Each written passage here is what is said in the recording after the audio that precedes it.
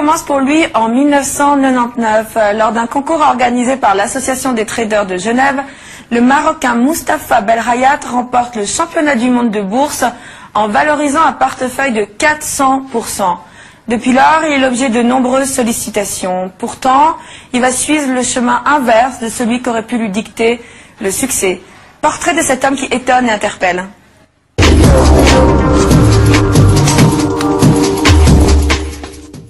Nous sommes au Maroc, au cœur de la ville rouge, Marrakech. Palmiers, hôtels, grand luxe et chaleur. C'est ici que ce spécialiste des marchés financiers a décidé de s'établir après plus de 5 ans à Genève, stressé par une vie bien trop urbaine à son goût.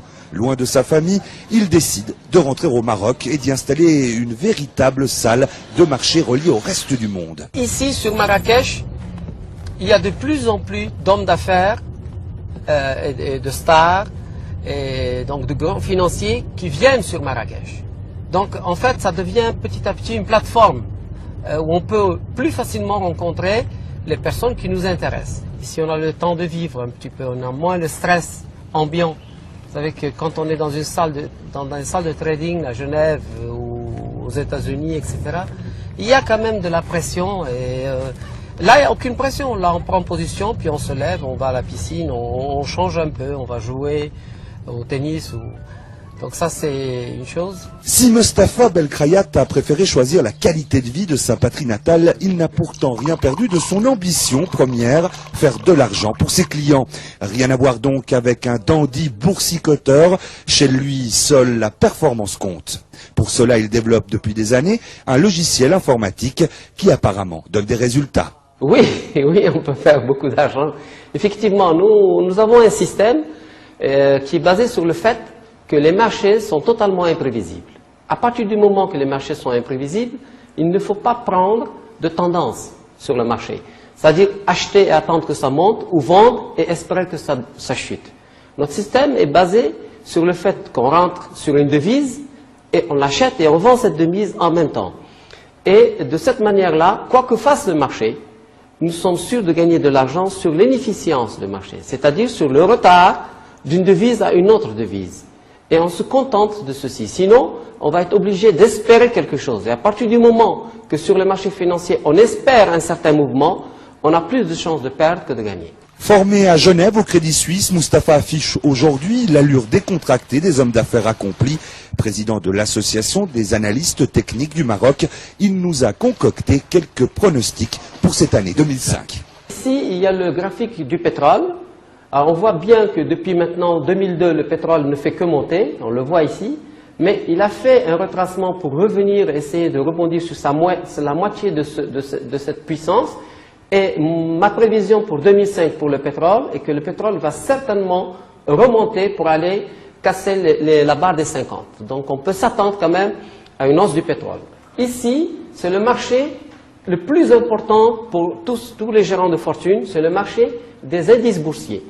Et mes prévisions pour 2005, c'est que ce marché des indices boursiers a de fortes chances plutôt de baisser que de monter. C'est-à-dire qu'on est arrivé, on est descendu depuis 2000, on est descendu jusqu'ici à un point bas, on remonte ici et on a fait un retracement 50%, c'est un retracement qui est connu de tous les professionnels, mais on voit bien qu'on plafonne sur ce retracement de 50%. Donc la probabilité pour que ce marché tombe, elle est supérieure à la probabilité pour qu'il remonte. Ici, nous avons enfin le marché du franc suisse.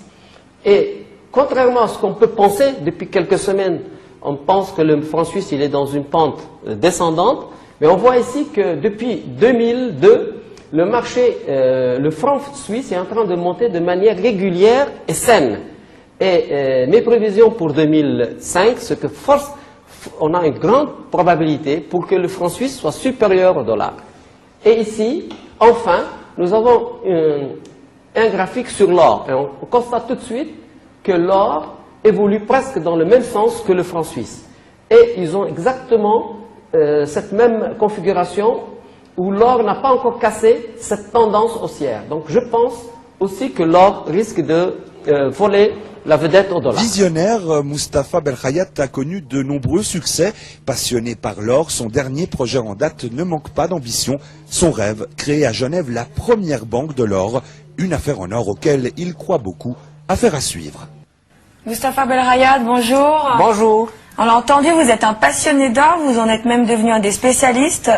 Banque de l'or à Genève, ça ne semble pas un peu trop ambitieux? Non, pas du tout. L'or est entré maintenant depuis quelques années dans une phase haussière. Et ce mouvement, il le fait tous les 40 ans. Donc nous sommes en train de vivre quelque chose d'exceptionnel sur les années à venir. Et ensuite, les banques centrales, particulièrement celles d'Afrique, vont devoir s'approvisionner en or pour diversifier leurs réserves de change. Et on entend déjà en Chine qu'il y a une demande de 1700 tonnes d'or. La Russie a commencé à acheter de l'or. Donc il y aura une forte demande de la part des banques centrales. Et puis, pourquoi Genève? Parce que Genève a une culture de l'or. Il y a 1000 tonnes d'or qui rentrent chaque année à Genève. Il y a les fonderies les plus prestigieuses au monde sont en Suisse. Et donc, c'est tout à fait normal de créer une banque de l'or. Quel en est le but? Le but, c'est d'abord de financer les producteurs d'or, particulièrement ceux qui sont en Afrique. Aujourd'hui, il n'y a pas véritablement une institution financière qui va les assister et les financer. Donc ça, c'est aussi au niveau du financement. Et puis surtout, la banque d'or va permettre à ces producteurs d'optimiser leur stock d'or en allant se positionner sur le marché à terme. Vous affirmez également que l'or deviendra une valeur sûre d'ici quelques mois, une valeur sur laquelle les investisseurs pourraient gagner de l'argent. Oui, ça je l'annonce déjà depuis 4 ans et pour le moment le marché de l'or me donne raison. Et je pense que cette hausse de l'or va accélérer parce que le dollar va faiblir sur les prochaines semaines, voire les prochaines années. Mais on peut s'attendre à une baisse du dollar assez rapide à partir de juillet 2005. On vous a vu dans votre salle de trading spéculer en toute décontraction sur les devises. Quelle est votre recette? Sur les marchés des devises, le principe c'est que il est imprévisible. Donc je ne vais pas acheter de l'euro du franc suisse et attendre. Je vais acheter l'euro contre le franc suisse, mais je vais vendre l'euro.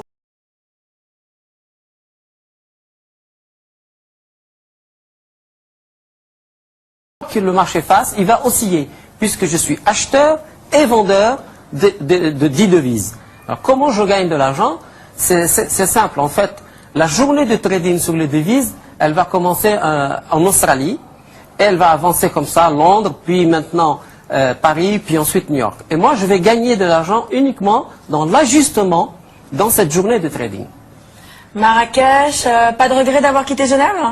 Non, pas du tout. De toute façon, maintenant, avec une ligne qui vient de s'ouvrir Marrakech-Genève direct, moi, j'ai 2h30 de temps, donc je fais souvent la navette, et je crois que j'ai créé un pont, en fait, entre Genève et Marrakech. Mustapha Belkhayat, merci beaucoup. Merci.